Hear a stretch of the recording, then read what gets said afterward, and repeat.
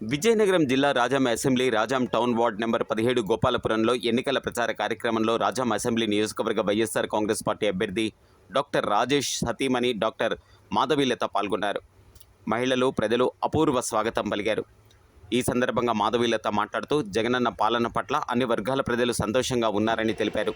చంద్రబాబు గతంలో 600 హామీలు ఇచ్చి ఏ ఒక్కటి కూడా అమలు చేయలేదని అన్నారు.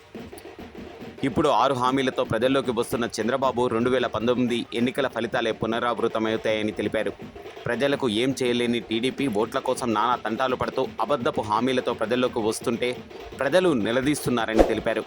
జగనన్న సంక్షేమ పథకాలు, అభివృద్ధి పనులు కొనసాగేందుకు రానున్న అసెంబ్లీ ఎన్నికల్లో రాజాం అసెంబ్లీ నియోజకవర్గ వైఎస్ఆర్ కాంగ్రెస్ పార్టీ ఎమ్మెల్యే అభ్యర్థిగా పోటీ చేస్తున్న డాక్టర్ రాజేష్ని, ఎంపీ అభ్యర్థి బెల్లాన చంద్రశేఖర్ని ఫ్యాన్ గుర్తుపై ఓటు వేసి గెలిపించాలని కోరారు.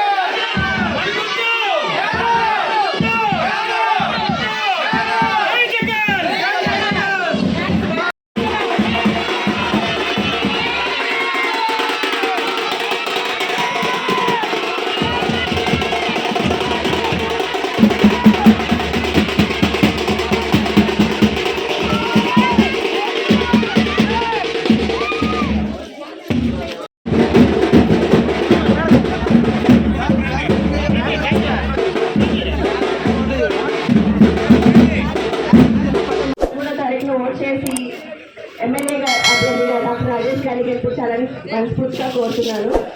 అందరికీ నమస్కారం అండి.